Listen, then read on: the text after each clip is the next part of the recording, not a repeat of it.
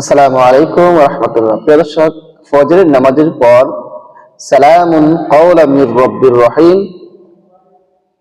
পরে হাতের মাঝে ফু দিলে কি হয়? হ্যাঁ প্রিয় দর্শক, খুবই উপকারী এবং দামি একটি আমল আজকে আপনাদের সাথে শেয়ার করতে যাচ্ছি। ভিডিওটি শেষ পর্যন্ত দেখুন, দেখলে বুঝতে পারবেন কত দামি এবং কত উপকারী আমল। প্রিয় দর্শক, বিস্তারিত ভাবে আমি ভিডিওর মাঝে আলোচনা করব। তবে ভিডিওটি শুরু করার আগে আপনাদের কাছে ছোট্ট একটা রিকোয়েস্ট, যারা আমার চ্যানেলের মধ্যে নতুন আছেন অবশ্যই চ্যানেলটি সাবস্ক্রাইব করে পাশে থেকে বেল আইকনটি বাজিয়ে দেবেন। প্রিয় দর্শক, কি বলেছি যে ফজরের নামাজের পরে সালামুন কাওলাম মির রাব্বির রহিম পরে হাতের মাঝে ফু দিলে কি হয়, কিভাবে আমলটি করবেন, অন্য কথা না বাড়ি আমরা মেইন আলোচনার মধ্যে চলে যাই, যেন অল্প সময়ের মাঝে ভিডিওটা শেষ করে দিতে পারি। এই জন্য অতিরিক্ত কোনো কথা বলবো না, আপনারা মনোযোগ সহকারে স্কিপ না করে সম্পূর্ণ ভিডিও দেখুন, তাহলেই বুঝতে পারবেন। যদি একটু স্কিপ করে হয়তো গুরুত্বপূর্ণ কথা ছুটে যাবে, আপনি বুঝবেন না।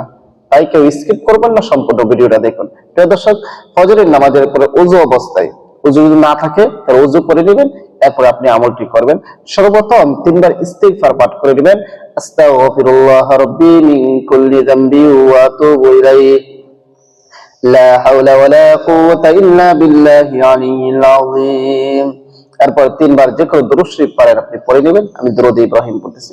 আল্লাহুম্মা সাল্লি আলা মুহাম্মাদি ওয়া আলা আলি মুহাম্মাদ কামা সাল্লাইতা আলা ইব্রাহিম ওয়া আলা আলি ইব্রাহিম ইন্নাকা হামিদুম মাজিদ।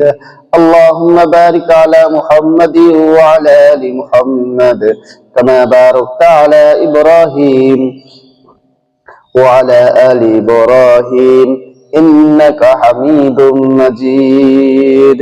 এরকম ভাবে 3 বার ইস্তিগফার এবং 3 বার দুরূদ শরীফ পড়া যখন শেষ হয়ে যাবে, অল্প সময় ব্যয় করে আপনি আমলটি করবেন। এরপরে একটু তসবিহ দানা নিয়ে নেবেন, ডিজিটাল তসবিহ, যে কোনো তসবিহ অথবা আঙ্গুলের গিরাপটি যদি মনে রাখতে পারেন সেটাও পড়বেন। সালামুন কাওলাম মির রাব্বির রহিম, সালামুন কাওলাম মির রাব্বির রহিম, সালামুন কাওলাম মির রাব্বির রহিম, সালামুন কাওলাম মির রাব্বির রহিম, সালামুন কাওলাম মির রাব্বির রহিম। এরকম ভাবে আপনি গুনে গুনে কতবার পড়বেন? 500 বার পড়বেন। 500 বার পড়া যখন শেষ হয়ে যাবে, তখন আপনি হাতের মাঝে একটা ফু দিবেন। ফু দিয়ে হাতটা সারা শরীরের মধ্যে মেসেজ করে দিবেন। আবারও শেষে যে কোনো দুরূদ শরীফ পড়েন, পড়ে দিবেন সাল্লাল্লাহু আলাইহি ওয়াসাল্লাম, সাল্লাল্লাহু আলাইহি ওয়াসাল্লাম, সাল্লাল্লাহু আলাইহি ওয়াসাল্লাম। আরো 2টি ফু দিয়ে দেবেন শরীরের মাঝে, বা হাতের এরকম ভাবে আপনার আমল করা শেষ। এখন আমরা জানবো এভাবে যদি আপনি আমল করতে পারেন কি লাভ হবে, কি উপকার হবে। প্রিয় দর্শক, আপনি যেই নিয়তে আপনি আমলটি করবেন, আল্লাহ পাক রব্বুল আলামিন আপনার সেই নিয়ত হাসিল করে দিবে। এই আমলটি যদি আপনি নিয়মিত করতে পারেন, আল্লাহ পাক রব্বুল আলামিন আপনার অভাব অনটন দুঃখ দুর্দশা সবগুলো দূর করে দিবে। অভাব অনটন দূর করে দিবে, রুজির মধ্যে বরকত দান করবে। ওই পাওয়ারফুল ক্ষমতা সম্পন্ন একটি আমল।